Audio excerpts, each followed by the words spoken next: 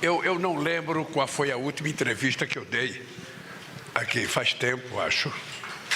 Primeiro porque em setembro eu bati a cabeça e depois, dia 10 de dezembro, eu tive que fazer um procedimento e hoje eu estou aqui 100% recuperado, 100% preparado para todas as lutas que vier a partir de agora. Já voltei a fazer ginástica, já voltei a andar, já voltei a fazer musculação, já posso fazer as viagens que eu quiser, para o país que eu quiser, para a quantidade de quilômetros que eu quiser.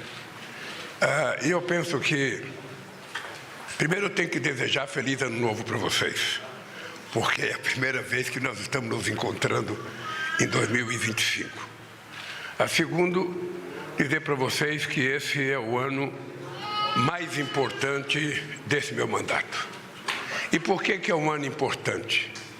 Porque quando nós assumimos o governo, a gente tinha muita clareza da dificuldade que nós íamos encontrar, porque era Bom dia, ministro. Bom dia. Estava desmontado. O Estado foi desmontado. As políticas públicas deixaram de existir. Ministérios foram destruídos. Instituições pararam de funcionar. Então, nós sabíamos que nós tínhamos que recuperar tudo. E quando eu escolhi o companheiro Alckmin para ser o coordenador da transição, era porque eu não queria uma transição que ficasse apenas falando do passado, mas eu queria uma transição que pensasse mais no futuro. Porque eu não sou daqueles que passam o governo inteiro tentando jogar a culpa em cima do outro e não penso o que vai fazer daqui para frente. Eu resolvi, então, que a gente deveria pegar o país, a gente deveria reconstruir o país para que a gente pudesse, depois do mandato presidencial, entregar o país de forma mais civilizada possível, da forma mais democrática possível, com crescimento sustentável, com distribuição de renda e com a maior política de inclusão social que esse país já teve conhecimento.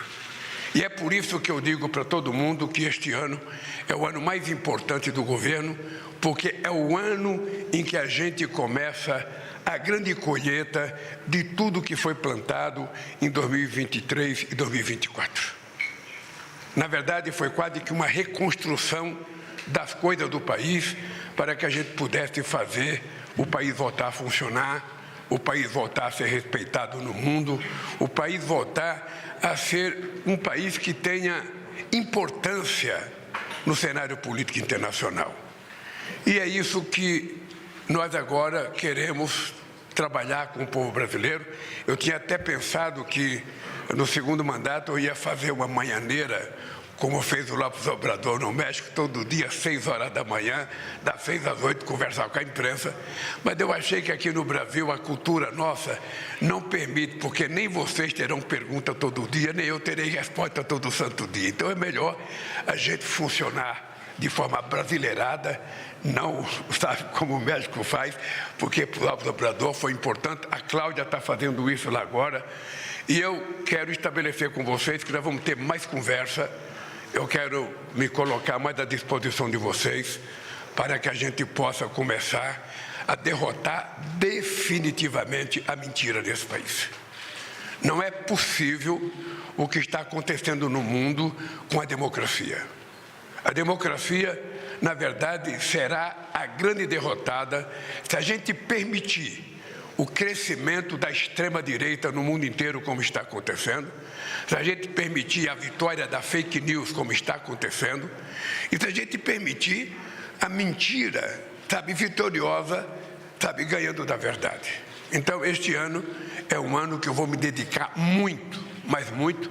Pode ter certeza que eu estou 100% pronto para começar a viajar ao Brasil, para começar a percorrer os estados brasileiros, para começar a visitar a sociedade brasileira e estabelecer uma conversa muito verdadeira para que a hora da verdade, sabe, possa dizer para o país como é que nós estamos. Eu estou convencido que nós vamos terminar o mandato numa situação extremamente positiva, Vocês, jornalistas mais experientes que cobram o Palácio do Planalto e que cobram a política, vocês sabem o pessimismo que era este país quando eu cheguei na presidência? Primeiro, o pessimismo era desde 2002. Quando eu cheguei a primeira vez, os especialistas diziam que o Brasil estava quebrado, que o Brasil não podia fazer isso, que o Brasil não tinha dinheiro para pagar suas importações, que o Brasil não controlava a inflação. E esse país terminou o meu mandato com um crescimento de 7,5%, o maior crescimento do PIB, e esse país terminou com a maior política de inclusão social. Outra vez, isso vai se repetir. Vocês estão lembrados que eu estava em Hiroshima em janeiro de 2023, por ocasião do G7, quando o FMI disse que o Brasil só ia crescer 0,8%. E eu disse para ela, olha, você não conhece o Brasil, você não conhece o tipo de governo que nós fazemos e você vai perceber que o Brasil vai crescer muito mais. E aconteceu que o Brasil cresceu 3,2%. Agora, os especialistas diziam que o Brasil vai crescer apenas 1,5% em 2024. Nós vamos crescer 3,5% ou 3,7%. Isso numa demonstração de que as coisas estão sendo feitas, as coisas estão sendo plantadas e nós vamos começar a colher. Há quanto tempo vocês não viram a indústria brasileira crescer? E a indústria brasileira voltou a crescer com forte investimento público e privado, sobretudo a nova indústria brasileira, coordenada pelo companheiro Alckmin, que está tendo um sucesso extraordinário e a indústria chegou a crescer 3,4%. É esse Brasil que nós vamos discutir com o povo brasileiro em 2025 nas ruas desse país. Eu digo sempre o seguinte, eu digo sempre que quem quiser derrotar a política do meu governo vai ter que aprender a fazer luta de rua. Porque é mais fácil ficar na internet mentindo. Agora é muito difícil ter coragem de ir para a rua, conversar com o povo e discutir com o povo as coisas que estão acontecendo no país. Esse é o meu tipo de governar. E esse é o meu tipo de fazer com que as coisas deem certo no Brasil. Nós fizemos um G20 extraordinário. Eu não tenho nenhuma humildade de dizer para vocês de que nós fizemos o mais importante G20 da história do G20. Nós agora vamos repetir o maior BRICS da história dos BRICS e vamos repetir a melhor COP, já feita desde que foi estabelecida a primeira COP. E vamos fazer no coração da Amazônia, onde ninguém acreditava que fosse possível fazer, onde todo mundo dizia que não tinha infraestrutura, onde as pessoas ficavam preocupadas onde vai dormir as pessoas vão dormir onde tiver que dormir. Eu posso dizer que ninguém vai ficar acordado por falta de um lugar para dormir. Mas a gente quer fazer, a COP no coração da Amazônia. Porque em qualquer parte do planeta Terra, as pessoas dão palpite sobre a Amazônia. Todo mundo é especialista sobre a Amazônia. Todo mundo quer proteger a Amazônia. Então nós vamos fazer lá, na cidade de Belém, para que as pessoas saibam o que é a Amazônia, para que as pessoas vejam as pessoas que estão lá, mas as pessoas vejam, a grandeza da natureza da Amazônia. E é isso que a gente vai fazer, porque nós temos que fazer uma luta muito grande nessa questão do clima. Não é uma coisa pequena. Se a gente não fizer uma coisa forte, essas COP vão ficar desmoralizadas, porque se aprova as medidas, fica tudo muito bonito no papel e depois nenhum país cumpre. O Trump acabou de anunciar a saída do Acordo de Paris, mas os Estados Unidos já não tinham cumprido o Acordo de Quioto. Ou seja, os países se comprometeram a dar 100 bilhões de dólares por ano para os países em desenvolvimento em Copenhague em 2009 e até hoje não deram. Agora a necessidade é 1 trilhão e 300 bilhões de dólares. Eu tenho certeza que eles não vão dar. E o nosso pessoal baixou, os ambientalistas baixaram para 300 bilhões, que também não vão dar.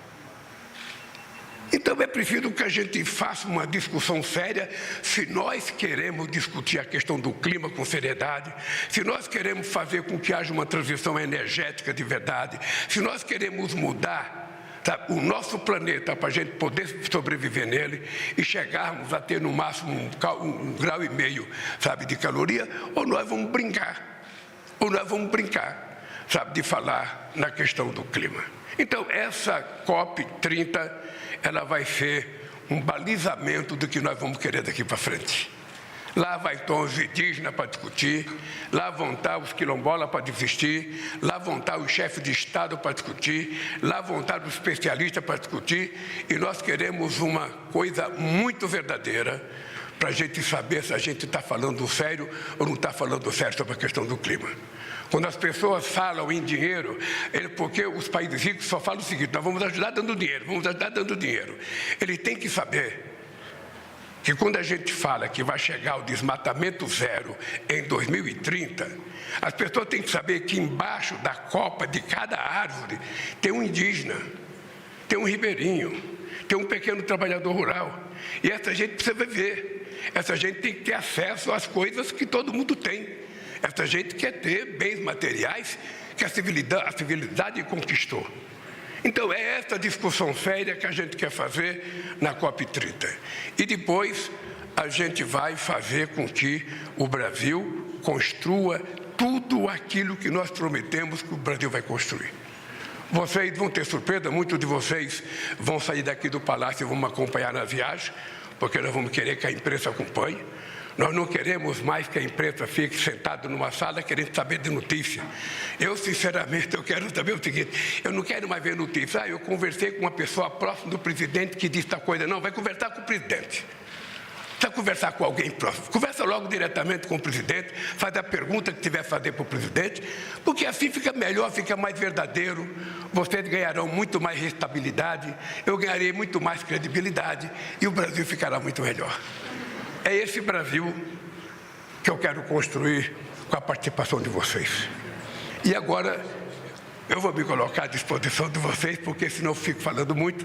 Daqui a pouco eu respondo as perguntas que vocês vão fazer, sem vocês fazerem essa pergunta, tá? O nosso companheiro Laércio vai coordenar, essa figura simpática, sabe? Vai coordenar, e eu estou à disposição de vocês. Por favor, não se restringam na pergunta. Eu vou repetir uma coisa que eu falo todo dia: não tem pergunta irrespondível, a não ser que eu não saiba. Aí eu vou dizer para vocês: não sei. Eu vou pedir, quem sabe, ajuda para os outros jornalistas que estão aqui. Mas não tem tema proibido, pergunta o que vocês quiserem, do jeito que vocês quiserem, que ela será respondida do jeito que eu sei. Tá bem? Então, feliz ano novo para todos nós. Vamos começar na sequência que a gente definiu, a Sofia Aguiar, da Broadcast. Oi, presidente. Bom dia. Primeiro, muito obrigada por esse espaço. A gente concorda que tem que falar mais, tem que conversar mais, e a gente espera que isso se repita mais vezes. Fala com o microfone mais perto da boca. Aqui, perdão. Eu sou a Sofia Aguiar, eu sou da Agência Estado do Broadcast. E ontem o Copom, ele aumentou de novo a taxa de juros para 13,25 e manteve uma previsão de aumento em março. Essas sinalizações de aumento, elas já tinham sido feitas sob a gestão do Roberto Campos Neto, do ex-presidente. Só que ontem foi o primeiro Copom do presidente Gabriel Galípolo indicado para o senhor para o cargo. O senhor acha que havia espaço para o Gabriel Galípolo fazer uma mudança nessa previsão de aumento? Obrigada. Veja, eu de vez em quando acerto nas minhas previsões. Eu tinha certeza que essa pergunta viria, como uma das principais perguntas que vocês iam me fazer. Olha, veja, eu quero dizer para vocês que uma pessoa que já tem a experiência de lidar com o Banco Central como eu tenho, tem consciência de que num país do tamanho do Brasil, com a responsabilidade do Brasil, o presidente do Banco Central não pode dar um cavalo de pau num mar, revolto, de uma hora para outra. Já estava praticamente demarcado a necessidade da subida de juros pelo outro presidente, e o Galípolo fez aquilo que ele entendeu que deveria fazer. Nós temos consciência de que é preciso ter paciência. Eu tenho 100% de confiança no trabalho do presidente do Banco Central. Eu tenho certeza que ele vai criar as condições para entregar ao povo brasileiro uma taxa de juros menor, no tempo em que a política permitir que ele faça. Nós, aqui, como governo, temos que cumprir nossa parte, a sociedade cumpre a parte dela, E o companheiro Galípolo cumpre a função que ele tem, que é de coordenar a política tributária brasileira, a política monetária brasileira e entregar para nós, dentro do possível, a inflação mais baixa, o juro mais baixo possível. É isso que vai acontecer. Eu já esperava por isso não é nenhuma surpresa para mim, e acho que vocês também da imprensa já esperavam por isso. O que eu posso dizer para vocês é que agora nós temos um presidente do Banco Central da maior competência, muito competente do ponto de vista econômico, e é um companheiro que, quando eu chamei ele para o Banco Central, eu disse: Galípolo, você é meu amigo, mas você vai ser presidente do Banco Central. E no meu governo, o presidente do Banco Central vai ter autonomia de verdade, porque o Meirelles já teve durante 8 anos. Não foi um dia, foram 8 anos do Meirelles, quando o Meirelles tinha total autonomia. E você vai ter autonomia. Faça o que for necessário fazer. Agora, o que eu quero que você saiba é que o povo e o Brasil espera, sabe, que a taxa de juros seja, dentro do possível, controlada, para que a gente possa ter mais investimento e mais desenvolvimento sustentável, gerar mais empregos e gerar mais distribuição de riqueza nesse país. É isso. Eu não esperava milagre. Eu esperava que as coisas acontecessem da maneira que ele entendeu que deve acontecer. Ok, gente, vamos passar a palavra para o Sérgio Roxo, Jornal o Globo. Bom dia, presidente Lula, tudo bem? Feliz ano novo para o senhor. Sérgio Roxo, do Globo. Nessa semana, 2 presidentes de partidos da base, que tem ministérios, fizeram críticas ao governo. O Gilberto Kassab disse que o senhor não é favorito, não vê o senhor como favorito se a eleição fosse hoje, em 2026, e falou que o ministro da Fazenda, Fernando Haddad, é fraco, E o Marcos Pereira, que é o presidente do Republicanos, falou que o governo está sem rumo e que também imagina o partido dele em outro caminho em 2026. Eu queria saber, o senhor teme perder o apoio desses partidos até 2026? E como é que o senhor pretende contemplá-los na reforma ministerial? Você sabe que, quando eu vi a história do companheiro Kassab, eu comecei a rir. Porque, como ele disse, se a eleição fosse hoje, eu perderia. Eu olhei no calendário e percebi que a eleição vai ser só daqui a 2 anos. Eu fiquei muito despreocupado, porque hoje não tem eleição. Segundo, eu acho que o Kassab foi injusto com o significado do companheiro Haddad no Ministério da Fazenda. É importante a gente lembrar. Eu posso não gostar pessoalmente de uma pessoa. Eu posso ter crítica pessoal àquela pessoa. Mas não reconhecer que o companheiro Haddad começou o nosso governo coordenando a PEC da transição, porque a gente não tinha dinheiro para governar o país em 2023. E nós conseguimos, num governo, num parlamento totalmente adverso, totalmente, porque o meu partido só tinha 70 deputados em 513, a gente conseguiu aprovar a PEC da transição, que permitiu a gente ter dinheiro para cuidar das políticas, pagar inclusive dívida do governo passado, e ainda teve política para fazer mais investimento em educação e também no Bolsa Família. Então, é uma coisa que eu acho que o Haddad é um ministro extraordinário e está fazendo. A segunda coisa é o arcabouço fiscal. Ou seja, o companheiro Haddad coordenou com o Congresso Nacional, sabe, uma indicação de uma seriedade administrativa estupenda. Ou seja, ele convenceu todo o governo e o Congresso Nacional de que, além da gente cumprir o arcabouço fiscal, a gente não poderia gastar mais de 2,5% em investimento. Essa é uma coisa extraordinária, porque isso foi feito contra todas as pessoas que querem, sabe, investir mais. Não é gastar, é investir mais. E foi aprovado no governo e foi aprovado no Congresso Nacional. Depois, o companheiro Haddad coordenou uma coisa que o mundo vai agradecer e o Brasil vai agradecer, que foi a aprovação da reforma tributária. Jamais houve uma reforma tributária feita num regime democrático. Jamais. Uma política tributária aprovada com o Congresso, sabe, funcionando da forma mais independente, com o Senado trabalhando da forma mais independente, com a imprensa fazendo a crítica que quiser fazer, e com a organização da sociedade totalmente livre, nós conseguimos a proeza. Foi, na verdade, um milagre que nós conseguimos fazer uma política tributária que vai entrar em vigor em 2027, para que o Brasil passe a ser um país mais atrativo para investimentos de estrangeiro e mais seguro para os investimentos nacionais. Ou seja, na verdade, só por isso o Haddad deveria ser elogiado pelo Kassab. Agora, eu não posso, pedir para o Kassab elogiar se ele não quer elogiar. Então, eu acho, primeiro, que não tem eleição agora, então estou tranquilo. É como se falasse agora, o Corinthians vai perder o campeonato de 2026. Deixa chegar o campeonato para ver se ele vai perder. Outra coisa é o Marcos Pereira. É importante lembrar que eu não tive apoio de muitos partidos desses na época das eleições. Muitos deles não me apoiaram nas eleições.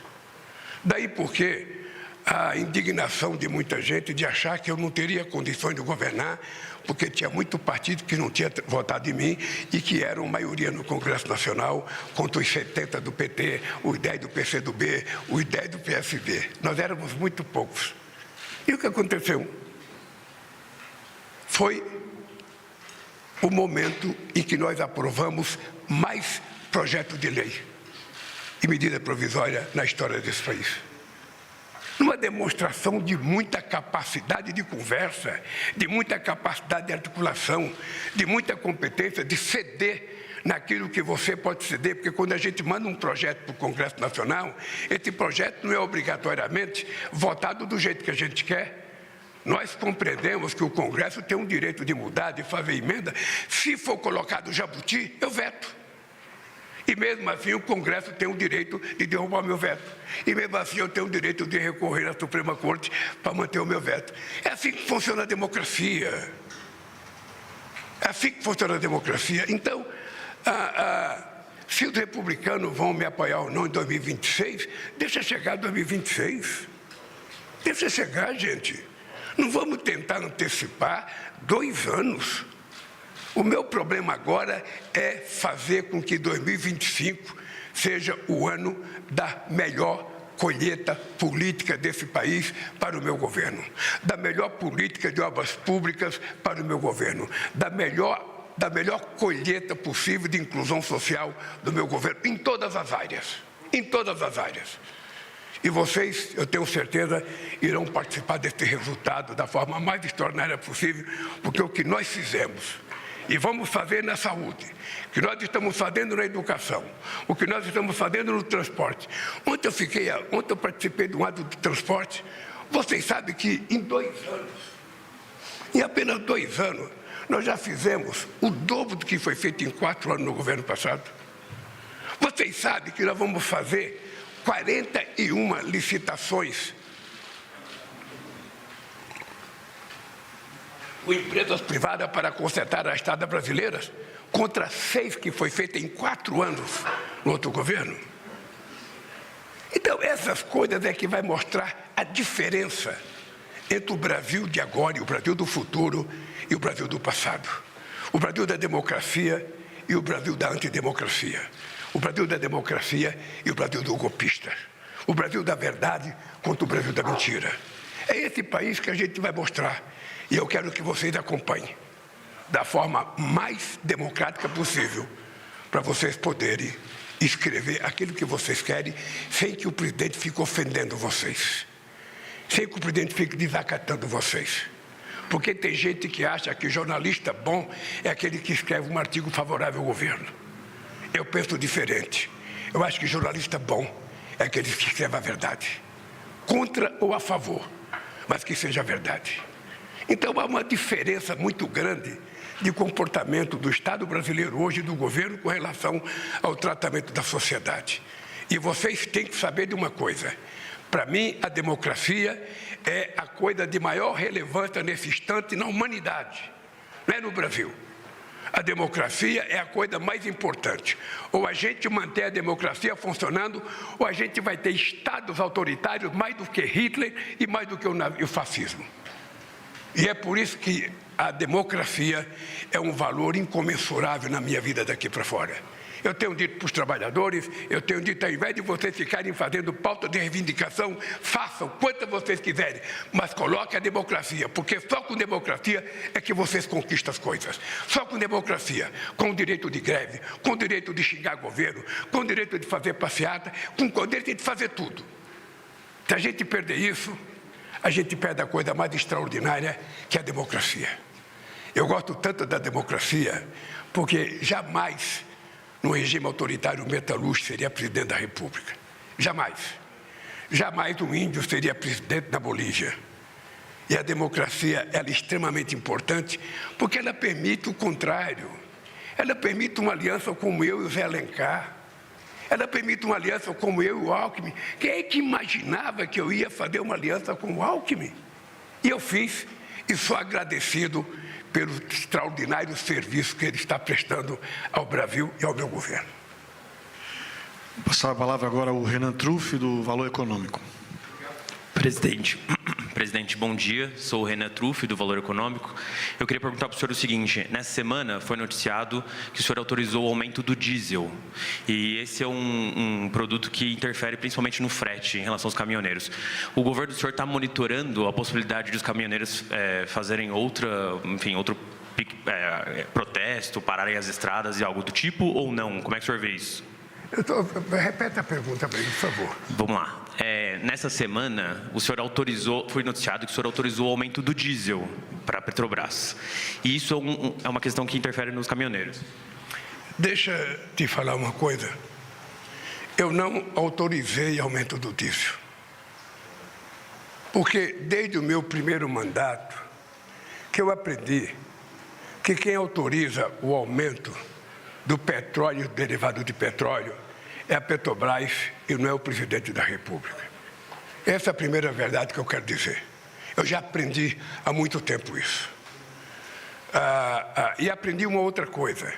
Se a Petrobras tiver que fazer um reajuste, e veja a diferença, eu falei reajuste e você falou de aumento.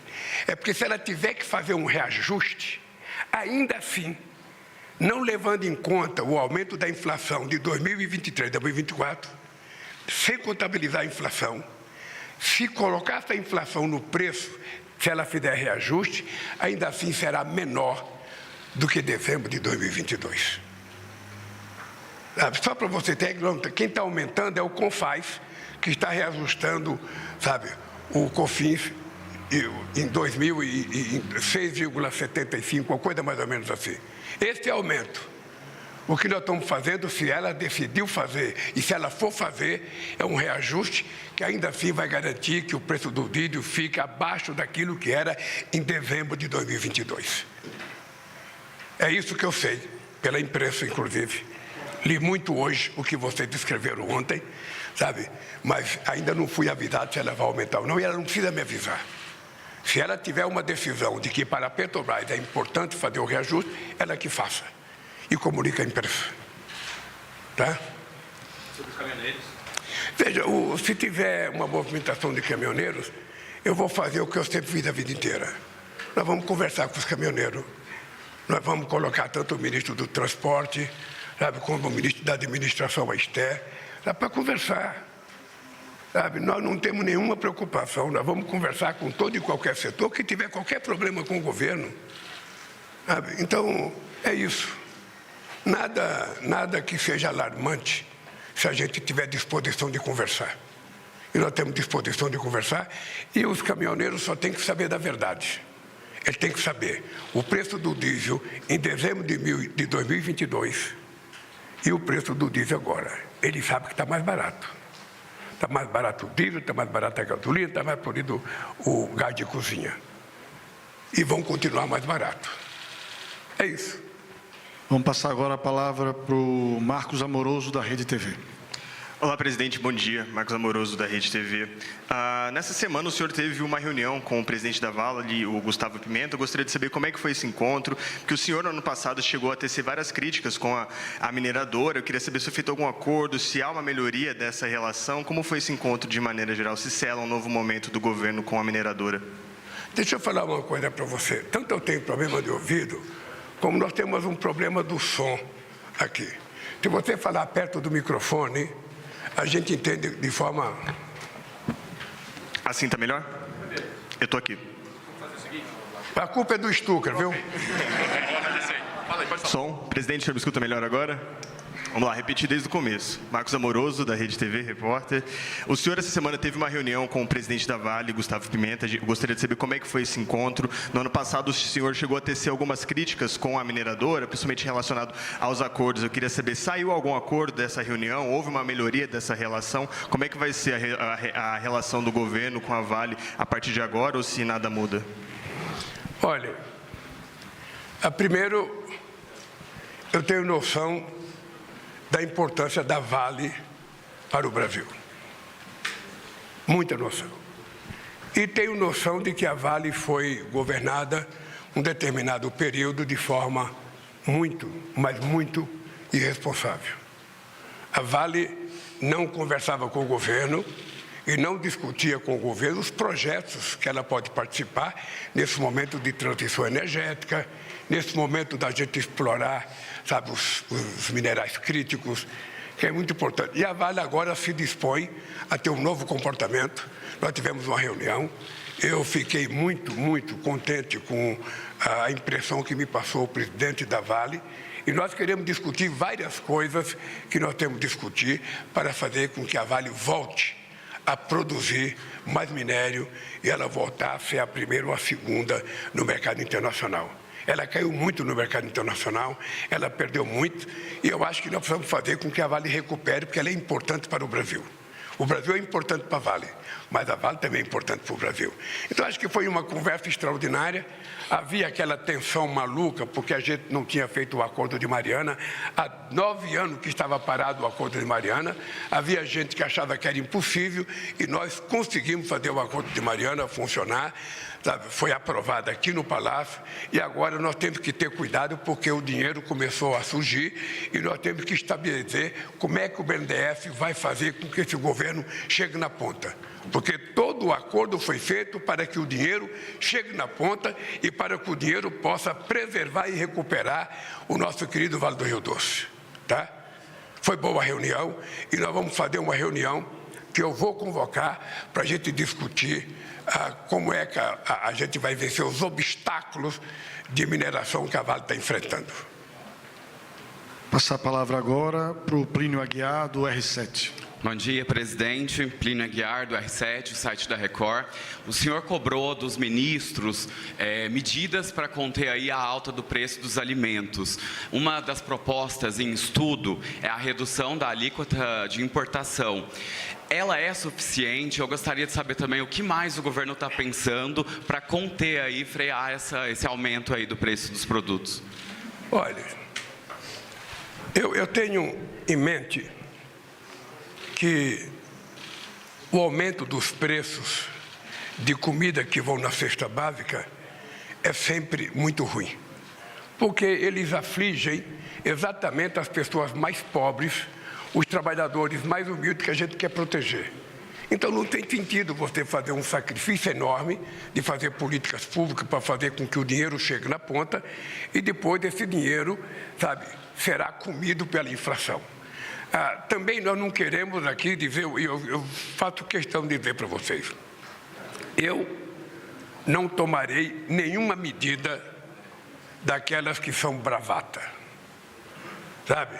Eu não farei cota, eu não coloquei helicóptero para viajar à fazenda e prender boi, como foi feito no tempo do Plano Cruzado. Eu não vou estabelecer nada que possa significar o surgimento de mercado paralelo. O que nós precisamos trabalhar com muito carinho é o seguinte, é aumentar a produção de tudo aquilo que a gente produz, fazer com que a chamada, sabe, pequena e média agricultura, que são responsáveis pela produção de quase 100% dos alimentos, possam produzir mais. Para isso, a gente tem que fazer mais financiamento, a gente tem que fazer mais financiamento para a modernização da produção dessa gente. Nós queremos discutir, sabe, a questão, quando cheguei na presidência, o preço do óleo de soja tinha caído para 4 e agora subiu para 9 ou para 10. Ou seja, qual é a explicação do óleo de soja ter subido? Eu não tenho outra coisa a não ser chamar os produtores de soja para saber. Sabe, por que o preço da carne que caiu 30%? É importante lembrar que em 2023 a picanha caiu 30%. É importante lembrar. Ela voltou a subir por quê? É apenas a exportação?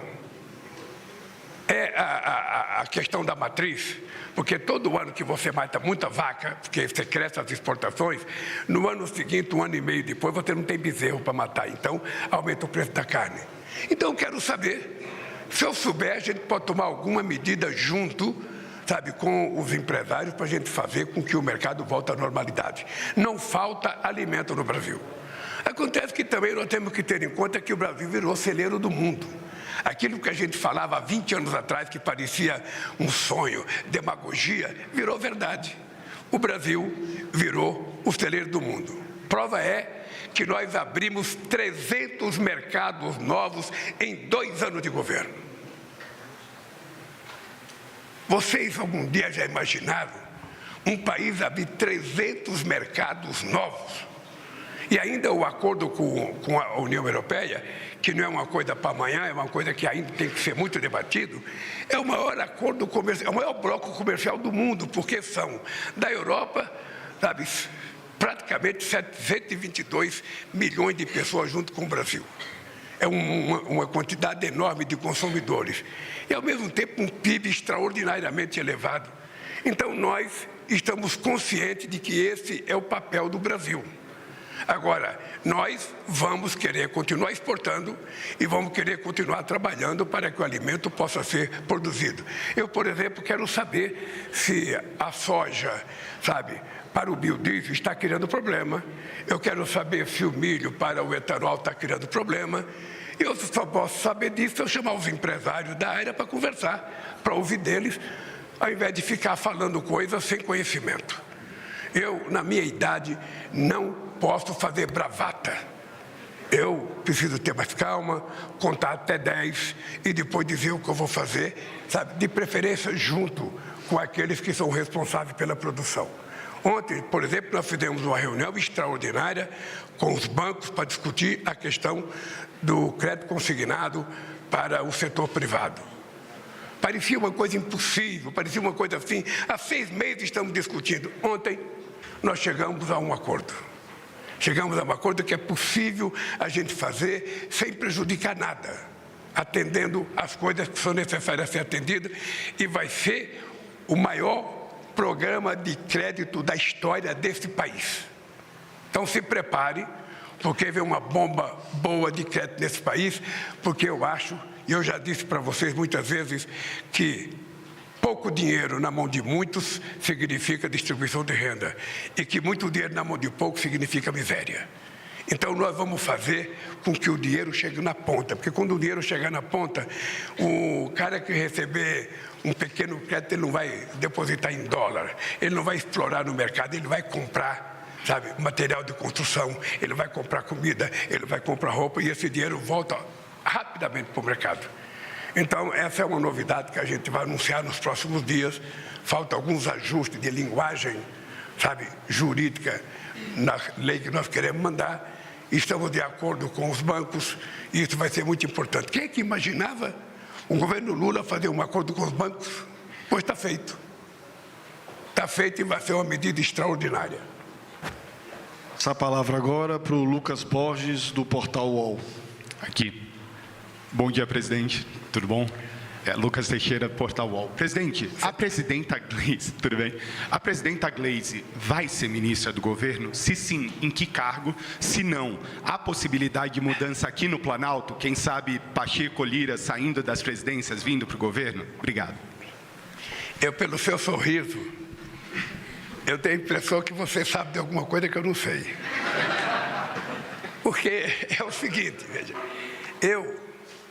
trocar ministro é uma coisa que é da alçada do presidente da República. Mas no Brasil, a gente tem o hábito de que o presidente toma posse, monta o governo, um ano depois, toda a imprensa brasileira já está tratando da reforma política. Todo mundo. Vai ter reforma, vai ter reforma, vai ter reforma. Eu, sinceramente, fiz a melhor reunião de ministério que eu já fiz em todo o meu tempo de governo no começo do ano. acho que foi dia 7 ou dia 8. Foi a melhor reunião de ministros que eu fiz. E uma coisa importante delas é que eu aprendi que em 5 minutos a gente pode falar tudo que a gente quiser falar. Eu viajo para o G7, eu viajo para o G20, eu viajo para os BRICS, e chega lá, cada presidente da República só tem direito a 5 minutos. Então, a gente em 5 minutos coloca tudo no papel, você termina falando tudo que você queria falar. Então, na reunião de ministério, todos só falaram 5 minutos. Ninguém falou mais. E todo mundo disse aquilo que eu queria ouvir. Ou seja, a safra está plantada. A safia do milho, a safrona, da soja, do milho, do emprego, está tudo plantado. Agora é cuidar que não venha nenhuma seca e nenhuma fonte de incêndio e que a chuva continue do jeito que está chovendo em Brasília, que nós vamos fazer com que esse país dê um espetáculo de crescimento outra vez. Eu vou lembrar que em 2005 eu utilizei a frase espetáculo do crescimento. E eu fui muito criticado na época, porque onde já se viu, o Lula está doido, ele está delirando. E naquele ano, o crescimento foi 5,8%. Eu vou dizer para vocês, nós vamos continuar crescendo. Nós vamos continuar crescendo. As políticas de inclusão social vão continuar se fortalecendo. A massa salarial vai continuar crescendo. E o salário mínimo vai continuar sendo ajustado acima da inflação. Isso tudo sem que a gente crie nenhum problema na chamada estabilidade fiscal. Vocês também já ouviram eu cansar de dizer, não é uma vez nem outra, foram centenas de vezes. Eu aprendi a estabilidade com a dona Lindu, que ela pegava dinheiro dos 8 filhos. Minha mãe não sabia ler, minha mãe não sabia diferenciar um O de um R, mas ela sabia contar dinheiro. Então a gente chegava em casa, os 8 filhos dela, cada um com a sua envelope de dinheiro, ela pegava aquele envelope, colocava tudo junto, contava contudinha, pegava as papeletas das nossas dívidas, ela falava, isso aqui é para pagar, isso é para pagar aquilo. Se sobrasse um pouquinho, ela falava, isso aqui é para o transporte, para namorar, isso aqui não sei para quantas. Como era o caçula, nunca sobrava nada para mim, nunca. Mas é assim que eu governo esse país. A gente não pode gastar mais do que a gente tem capacidade de arrecadar. Se a gente tiver que fazer investimento para construir um novo ativo que aumente os ativos brasileiros, nós vamos então fazer uma dívida saudável. É uma dívida para construir algo que seja benéfico ao país e à população brasileira. Fora disso, se a gente começar a gastar aquilo que a gente não tem, chega um dia que a gente quebra. Quem usa cartão de crédito sabe do que eu estou falando.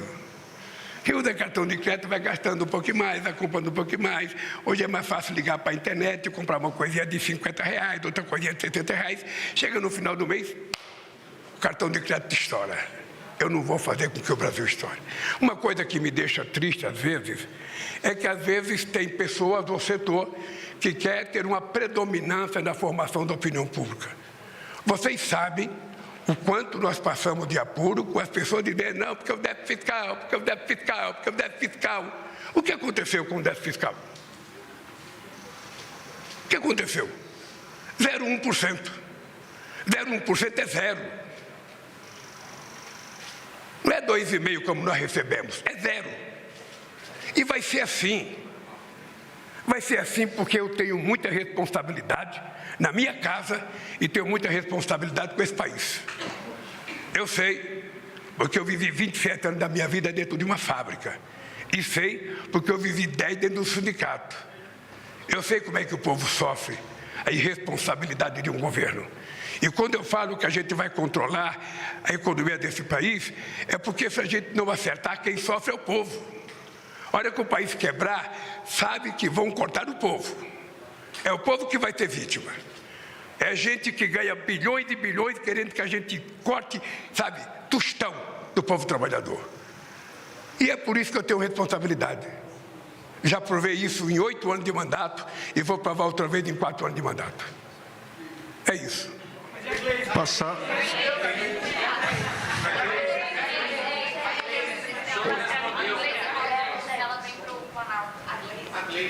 Ah, meu Deus, era a pergunta principal e eu esqueci.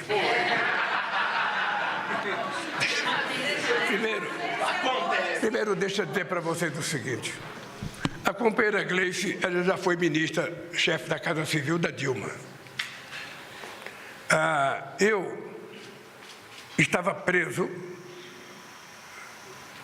e eu fui um dos responsáveis pela que a companheira Gleice virasse presidenta do nosso partido. A Gleice é um quadro muito refinado. Politicamente, tem pouca gente nesse país mais refinado que a Gleice. O pessoal fala, mas ela é muito radical para ser presidente do PT. Olha, para ser presidente do PT, ela tem que falar a linguagem do PT. Se ela não quiser ser assim, ela é que vai para o PSDB. Ela é que vai para outro partido político. Para ser do PT, ela tem que ganhar, sabe, confiança no PT. Então, ela tem condições de ser ministra em muitos cargos. Até agora, não tem nada definido. Eu não conversei com ela, ela não conversou comigo. Eu ainda não sentei para ficar pensando se eu vou ou não trocar alguns ministros. Agora, vocês podem ter certeza que o dia que eu trocar, vocês saberão de primeira mão. E não vai saber por um furo de um articulista, não. Sabe aquele furo? Não, alguém perto do governo, alguém próximo do presidente, alguém, sabe, tomou café com o presidente. Não. Vocês vão saber porque eu vou comunicar a vocês se nós vamos trocar A ou B e se vai entrar C ou D. Tá? Mas eu quero dizer que a Gleice é um quadro que ela tem competência para ser ministra em qualquer país do mundo. Raniele Veloso, TV Meio Norte. TV Meio. Bom dia, presidente. Raniele Veloso, da TV Meio. Gostaria de saber se o governo ainda tem pretensão de apresentar ainda cortes na área fiscal. O senhor acabou de falar de estabilidade, mas teve um déficit de 0,1%. O senhor disse que é pequeno, mas teve um déficit e há essa preocupação com as contas públicas. No segundo tempo, nos 45 do segundo tempo, no ano passado, o Congresso aprovou o pacote de corte de gastos. Foi suficiente ou o governo tem outros planos? Olha, você sabe que quando a gente manda um orçamento para o Congresso Nacional, a gente já manda um orçamento com todas as previsões do que possa acontecer no futuro. Eu volto a repetir, 0,1 é zero. As pessoas que passaram o ano inteiro falando do famoso déficit fiscal, deveriam pedir desculpa ao Haddad. Haddad, desculpa, a gente não acreditou em você, a gente duvidou de você, desculpa. Não, mas não pedem. Não pedem, porque as pessoas que falam coisas erradas e depois não acontece, não têm humildade de falar, nós erramos. Então eu posso te dizer o seguinte, estabilidade fiscal é uma questão muito importante para esse governo, e é uma questão muito importante para mim. Eu acabei de responder na pergunta anterior. A gente quer responsabilidade fiscal e a gente quer fazer o menor déficit possível, porque a gente quer que esse país dê certo. E eu disse para você, se a gente tiver que fazer uma dívida, é para a gente construir um ativo novo que vai ajudar esse país a ser melhor ainda. Então, isso é pensado quando a gente prepara o orçamento. O orçamento, sabe, de 2025, e o orçamento vai ser aprovado, não foi aprovado ainda, sabe, com todas as restrições possíveis a qualquer gasto, mas nenhuma a qualquer investimento. Não tem outra medida? Não tem outra medida fiscal? Eu não tenho outra medida fiscal. Veja, se apresentar durante o ano a necessidade de fazer alguma coisa, nós vamos reunir o governo e discutir. Mas eu posso te dizer que, se depender de mim, não tem outra medida fiscal. O que nós vamos agora é pensar no desenvolvimento sustentável desse país, continuar mantendo a estabilidade fiscal desse país e sem fazer com que o povo pobre pague o preço de alguma irresponsabilidade de um déficit, de um corte fiscal desnecessário. Heloísa Vilela, do ICL. Bom dia, presidente. Estou aqui. Eu queria saber o seguinte, no ano passado o senhor viajou um bocado, andou dando entrevistas para as rádios do interior do país, e isso se refletiu positivamente nas pesquisas de opinião, inclusive. E agora a gente está aqui muito grato de vê-lo começando um novo, me parece, um novo sistema de comunicação conosco e com a população brasileira. Eu queria saber se é isso, se veio para ficar, e se esse é o contra-ataque do governo para divulgar melhor as entregas e os feitos do governo. Olha, você me conhece, e eu lembro que quando o companheiro Pimenta estava na comunicação, de vez em quando o Pimenta me aparecia com uma pesquisa dizendo o que o povo estava pensando. Eu falava, Pimenta, mas é assim mesmo. Ou seja, você tem o primeiro ano de governo, que como você ganhou as eleições, o povo tem muita expectativa, sabe? E o povo está muito tranquilo. No segundo ano, seja para o presidente, para o governador ou para o prefeito, começa o povo a saber se a expectativa que ele tinha está sendo cumprida. Eu dizia para o Pimenta, não se preocupe com pesquisa, porque o povo tem razão. A gente não está entregando aquilo que a gente prometeu. Então, como é que o povo vai falar bem do governo se a gente não está entregando? É preciso ter muita paciência. Primeiro, porque eu sou um cara que não me preocupo com pesquisa. A pesquisa ela não é feita para você gostar ou não gostar. A pesquisa é feita quando você é responsável para você analisar, sabe, ela, verificar se aquilo tem um fundo de verdade e você começar a fazer as correções necessárias. É muito cedo para você fazer pesquisa sobre 2026 e é muito cedo para você avaliar o governo, sabe, com 2 anos de governo. É muito cedo. Eu só queria lembrar você que eu deixei a presidência em 2007 com 87% de bom e ótimo. Eu tenho consciência do que nós estamos fazendo, mas muita consciência. Por isso é que eu não gosto de fazer bravata.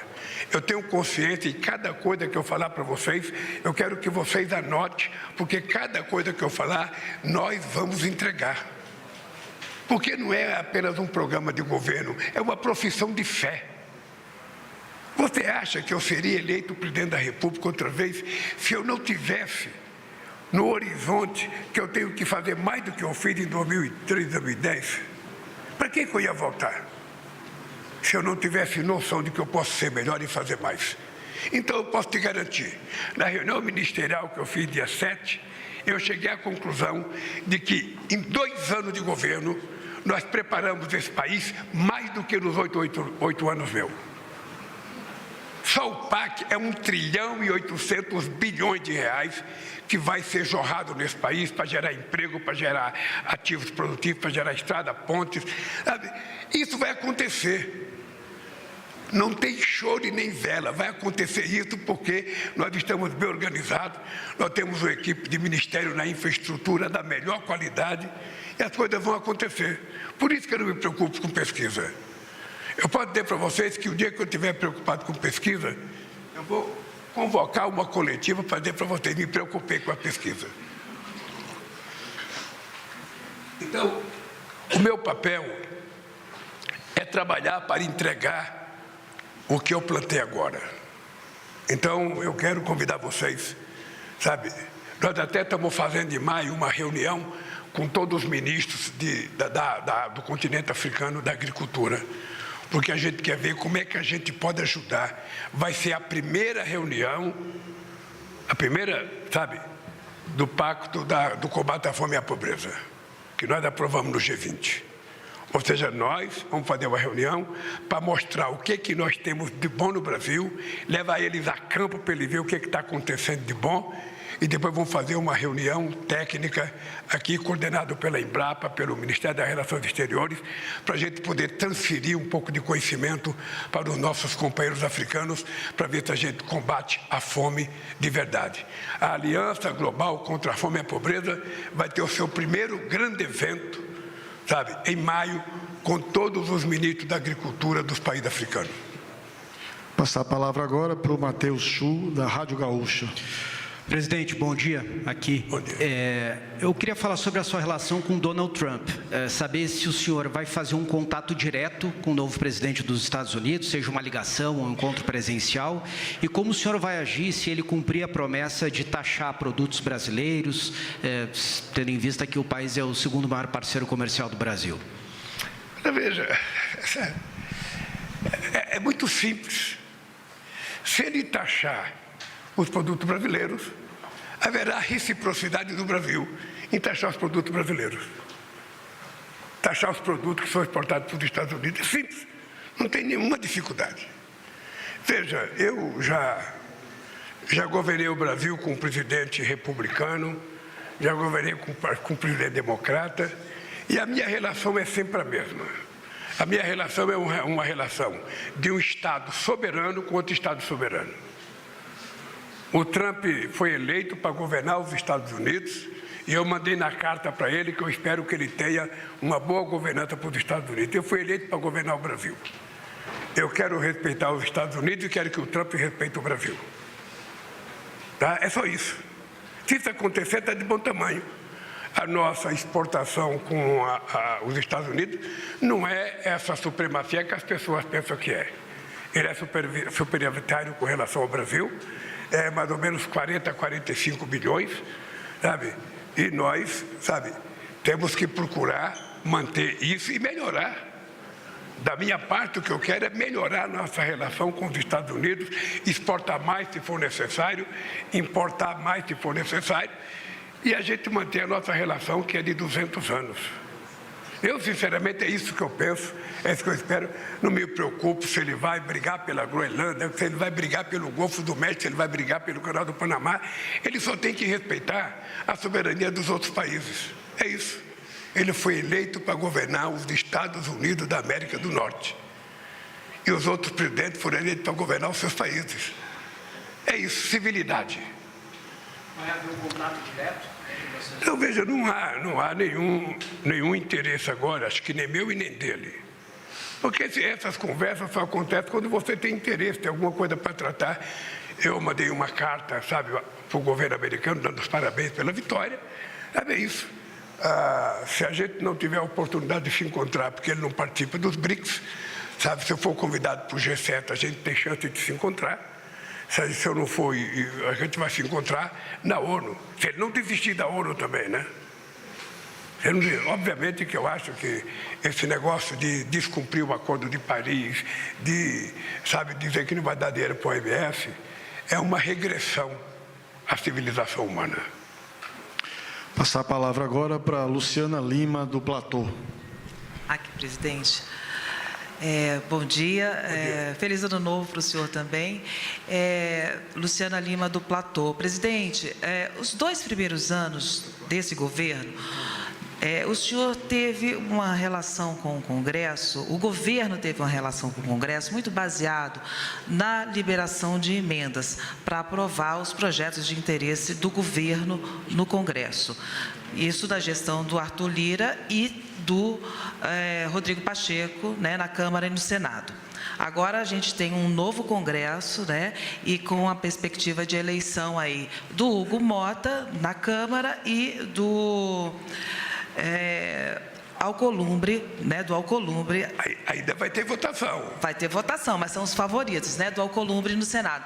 Eu gostaria de saber do senhor o que o senhor espera da gestão desses 2 favoritos aí, se o senhor acha que esse padrão de relacionamento vai mudar ou vai continuar a mesma coisa entre o Executivo e o Legislativo? Olha, eu não me meto em eleição da Câmara e eleição do Senado. A eleição na Câmara e no Senado é uma questão dos partidos políticos, dos deputados e dos senadores. O presidente da República não se mete nisso. O meu presidente do Senado é aquele que ganhar, e o da Câmara é aquele que ganhar. Quem ganhar, eu vou respeitar e vou estabelecer uma nova relação. Eu acho que nós já demos uma demonstração de que não tem dificuldade de você governar se você tiver, sabe, muita disposição de muita conversa. Então, se Hugo Mota foi eleito presidente da Câmara e o Alcolumbre eleito presidente do Senado, eles serão o presidente das instituições e é com ele que nós vamos fazer as tratativas que tiver que fazer. Eu tenho uma boa coordenação política, eu tenho um bom líder no Senado, eu tenho um bom líder na Câmara, sabe, tenho um bom líder no Congresso Nacional, e essas pessoas é que vão tratar de organizar a relação do governo federal. Todos os projetos que eu mandar para o Congresso Nacional, antes de mandar para o Congresso Nacional, eu discuto com os líderes aqui, com o coordenador político do governo, com o líder na Câmara e no Senado, e quando o projeto chega na Câmara e no Senado, ele já está mais ou menos alinhavado para ser aprovado. É assim que vai continuar sendo. E se eles fizerem mudança, e essa mudança for pertinente, eu sancionarei. Se não for pertinente, eu vetarei. É isso. Simples. Você acha que vai ser esse padrão de liberação de eu acho. Não, deixa eu lhe falar uma coisa. O governo não tem nada a ver com as emendas parlamentares. Foi uma conquista deles num governo irresponsável que não governava o país. Tá? Então, elas existem. Nós estamos agora com decisões da Suprema Corte do ministro Flávio Dino e nós vamos negociar para ver se coloca um acordo definitivo entre a Câmara, sabe, e o Poder Executivo para saber que, sabe, se tiver que dar emenda, vamos dar emenda subordinada e orientada a projetos de interesse do Estado brasileiro. Sobretudo na área da educação, na área da saúde, na área do transporte. É assim que a gente vai trabalhar. Até que a gente crie condições para que seja da forma diferente. Eu te confesso que eu não terei dificuldade na relação com o Congresso Nacional. Não terei. E também eu não sou daqueles que ficam esperando que a oposição me elogie. Sabe? Oposição não foi feita para elogiar o governo. Oposição foi feita para criticar. Eu lembro que o Fernando Henrique Cardoso dizia, o PT vai até ir no Nacional.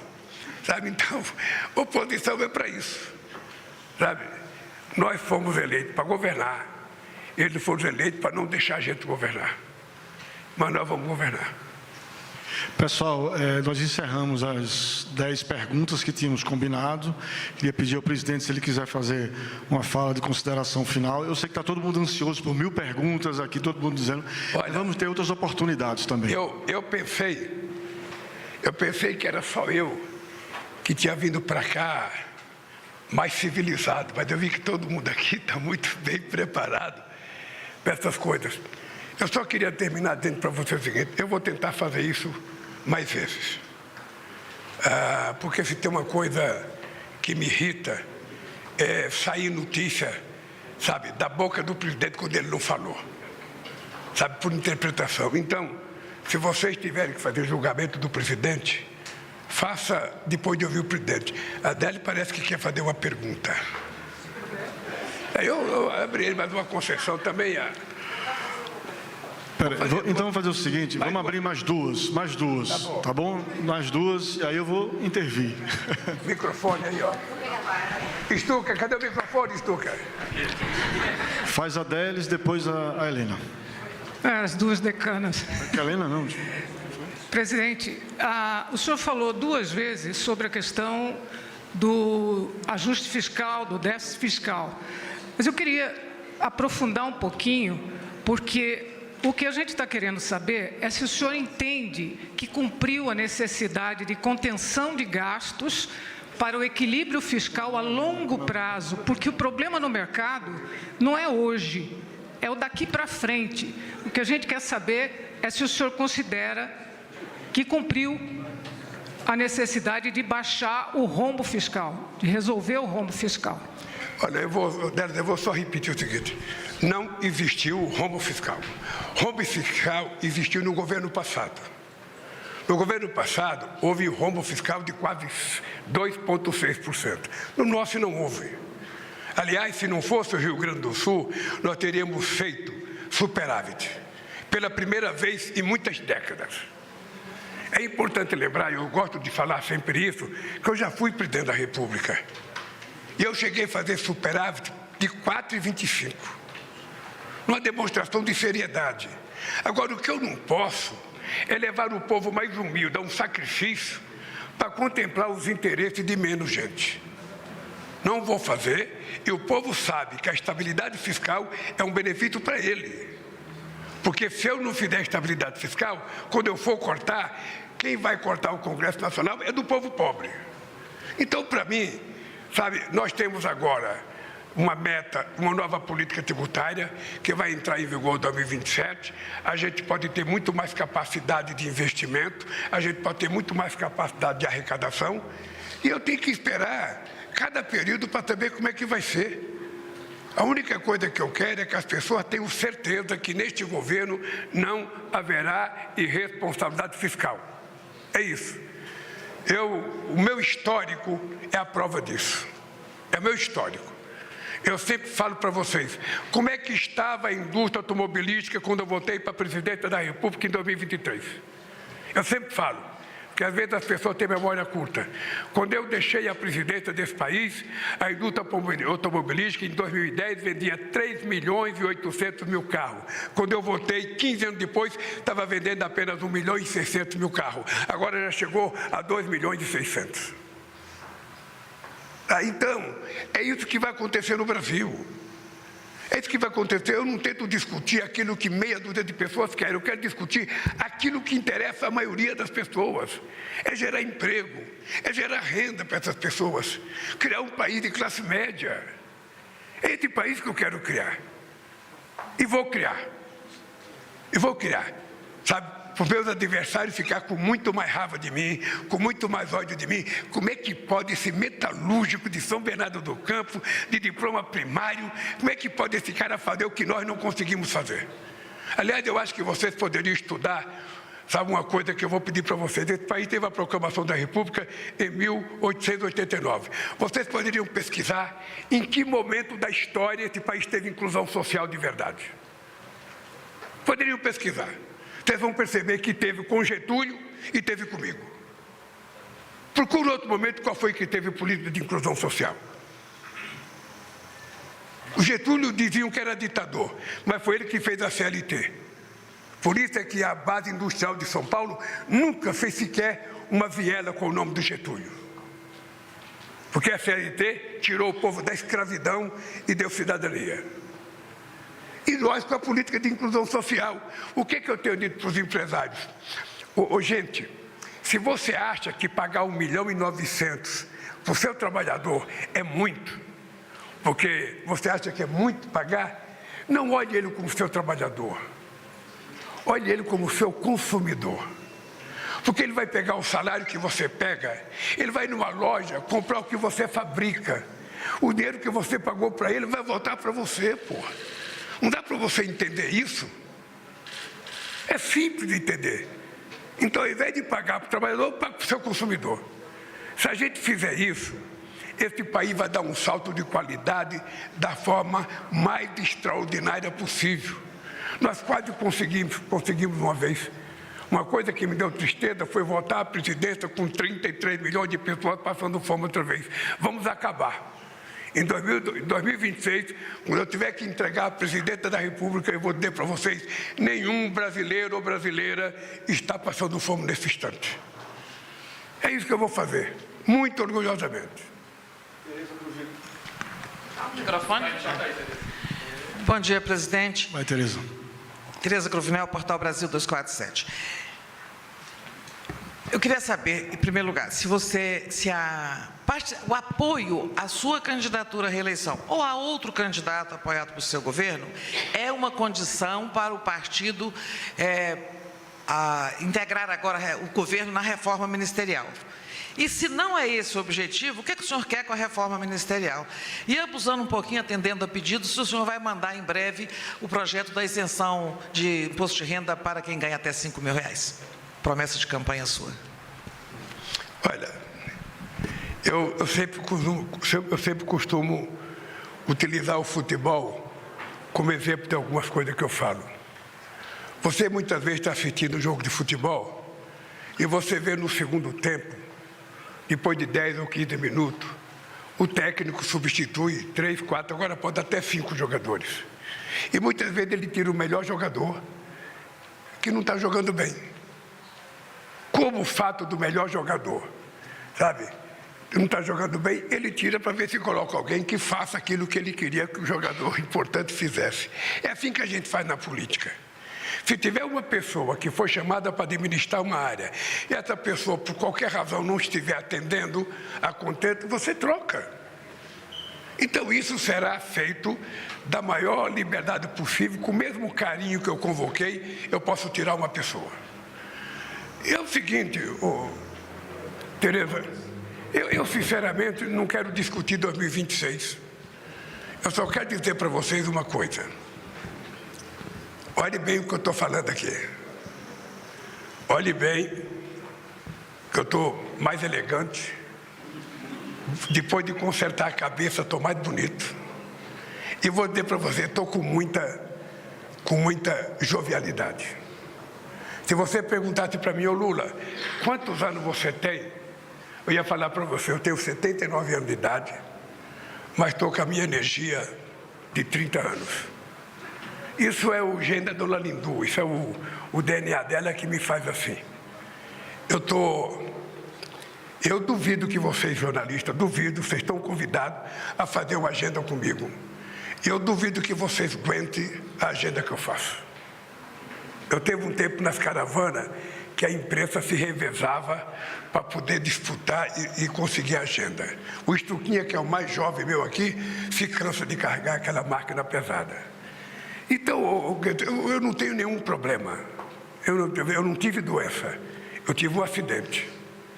E eu digo todo dia, eu vou repetir para você, porque eu falo todo dia. Um cara que nasceu em Caetés e não morreu de fome até completar 5 anos de idade, ele tem uma sorte na vida muito grande. Depois, um cara que teve um câncer, sabe? E esse câncer foi curado em apenas 1 ano e nunca mais voltou e não vai voltar, se Deus quiser. Depois, um cara que passou 5 horas e meia dentro de um avião, rodando com motor só, no aeroporto do México, sabe? Todo mundo preocupado. Imagina todo mundo como é que estava lá, sabe? E não morreu. Um cara que teve uma batida na cabeça que eu jamais imaginei ter, jamais. Sentado, cortando minha unha da mão, eu consegui o milagre de cair de costa. Sabe? E estou aqui. Fiz uma cirurgia muito grave, muito grave. Fiquei 4 horas esperando o meu avião aqui no Hospital Sírio, com possibilidade de me dar coma, com possibilidade de eu morrer antes de chegar em São Paulo. E estou aqui. Estou aqui, sabe? Com muita disposição, com muita vontade de governar. Se tem uma coisa que eu quero fazer é entregar esse país com o povo mais feliz, com o povo comendo mais, com o povo estudando mais, com o povo trabalhando mais. É esse país que eu vou entregar. E quero que todos vocês me acompanhem nessa longevidade de 120 anos que eu quero viver, tá? Podemos... No mais é o seguinte, olha, eu estou muito agradecido pela gentileza das perguntas. É engraçado, tem gente que acha que a imprensa é agressiva, mas vocês foram tão gentis e cordiais que eu acho que vocês vão ser repreendidos pelos editores de vocês. Por que você não apertou? Por que você não fez das contas e tal? Mas eu também gosto de aperto. Sabe? Na próxima você se prepare. Gente, vamos... Não, vai ser agora. Está preparando para a gente mandar para o Congresso Nacional. Tem apenas um ajuste. Sabe, que toda vez que a gente for tirar uma coisa, você tem que fazer a compensação. Está sendo feito um ajuste, ainda ontem eu conversei com a Haddad, e logo a gente vai dar entrada no projeto de desconto de R$5 mil no imposto de renda. Tá? Gente, um abraço. Muito obrigado, gente. Obrigado, gente. Hein?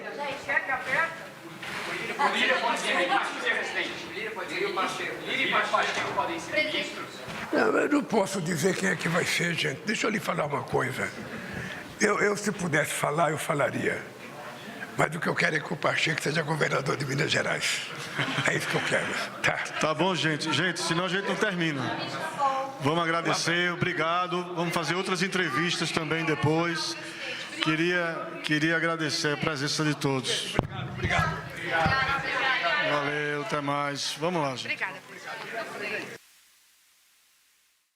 Você acompanhou conosco ao vivo a conversa do presidente Lula com os jornalistas nesta quinta-feira, 30 de janeiro, no Palácio do Planalto, aqui em Brasília. Lula disse que conversas como essa serão frequentes a partir de agora. A ideia é deixar um canal aberto com a imprensa para que todas as dúvidas sejam tiradas diretamente com ele. E nós vamos destacar agora alguns pontos da fala do presidente. Logo no começo da conversa com jornalistas, Lula afirmou que esse é o ano de colheita para a economia brasileira. Ele lembrou que o Brasil era visto com pessimismo, mas que todas as estimativas foram superadas. O FMI disse que o Brasil só ia crescer 0,8%. E eu disse para ela, olha, você não conhece o Brasil, você não conhece o tipo de governo que nós fazemos e você vai perceber que o Brasil vai crescer muito mais. E aconteceu que o Brasil cresceu 3,2%. Agora, os especialistas diziam que o Brasil vai crescer apenas 1,5% em 2024. Nós vamos crescer 3,5% ou 3,7%. Isso numa demonstração de que as coisas estão sendo feitas, as coisas estão sendo plantadas e nós vamos começar a colher. Há quanto tempo vocês não viram a indústria brasileira crescer? E a indústria brasileira voltou a crescer com forte investimento público e privado, sobretudo a nova indústria brasileira, coordenada pelo companheiro Alckmin, que está tendo um sucesso extraordinário e a indústria chegou a crescer 3,4%. O presidente também foi questionado sobre o aumento na taxa básica de juros da economia, a Selic, que passou ontem de 12,25% para 13,25% ao ano. Lula disse que isso já estava previsto e reafirmou a confiança no trabalho do novo presidente do Banco Central, Gabriel Galípolo. Nós temos consciência de que é preciso ter paciência. Eu tenho 100% de confiança no trabalho do presidente do Banco Central. Eu tenho certeza que ele vai criar as condições para entregar ao povo brasileiro uma taxa de juros menor, no tempo em que a política permitir que ele faça. Nós, aqui, como governo, temos que cumprir nossa parte. A sociedade cumpre a parte dela e o companheiro Galípolo cumpre a função que ele tem, que é de coordenar a política tributária brasileira, a política monetária brasileira e entregar para nós, dentro do possível, a inflação mais baixa, o juro mais baixo possível. O presidente Lula garantiu que o governo está de olho nos valores dos alimentos e trabalhando com o setor para normalizar os preços. O que nós precisamos trabalhar com muito carinho é o seguinte, é aumentar a produção de tudo aquilo que a gente produz, fazer com que a chamada, pequena e média agricultura, que são responsáveis pela produção de quase 100% dos alimentos, possam produzir mais. Para isso, a gente tem que fazer mais financiamento, a gente tem que fazer mais financiamento para a modernização da produção dessa gente. Nós queremos discutir, a questão, quando cheguei na presidência, o preço do óleo de soja tinha caído para 4 e agora subiu para 9 ou para 10. Ou seja, qual é a explicação do óleo de soja ter subido? Eu não tenho outra coisa a não ser chamar os produtores de soja para saber. Por que o preço da carne que caiu 30%? É importante lembrar que em 2023 a picanha caiu 30%. É importante lembrar. Ela voltou a subir por quê? É apenas a exportação? É a questão da matriz, porque todo ano que você mata muita vaca, porque você cresce as exportações, no ano seguinte, um ano e meio depois, você não tem bezerro para matar, então aumenta o preço da carne. Então eu quero saber, se eu souber, a gente pode tomar alguma medida junto, com os empresários para a gente fazer com que o mercado volte à normalidade. Não falta alimento no Brasil. Acontece que também nós temos que ter em conta que o Brasil virou celeiro do mundo. Aquilo que a gente falava há 20 anos atrás, que parecia um sonho, demagogia, virou verdade. O Brasil virou o celeiro do mundo. O presidente ainda destacou iniciativas lideradas pelo governo, como a realização do G20, e afirmou que a COP30, também no Brasil, terá a mesma grandeza. Nós fizemos um G20 extraordinário. Eu não tenho nenhuma humildade de dizer para vocês de que nós fizemos o mais importante G20 da história do G20. Nós agora vamos repetir o maior BRICS da história dos BRICS e vamos repetir a melhor COP, já feita desde que foi estabelecida a primeira COP. E vamos fazer no coração da Amazônia, onde ninguém acreditava que fosse possível fazer, onde todo mundo dizia que não tinha infraestrutura, onde as pessoas ficavam preocupadas onde vai dormir as pessoas. As pessoas vão dormir onde tiver que dormir. Eu posso dizer que ninguém vai ficar acordado por falta de um lugar para dormir. Mas a gente quer fazer, sabe, a COP no coração da Amazônia. Porque em qualquer parte do planeta Terra, as pessoas dão palpite sobre a Amazônia. Todo mundo é especialista sobre a Amazônia. Todo mundo quer proteger a Amazônia. Então nós vamos fazer lá, na cidade de Belém, para que as pessoas saibam o que é a Amazônia, para que as pessoas vejam as pessoas que estão lá, mas as pessoas vejam, sabe, a grandeza da natureza da Amazônia.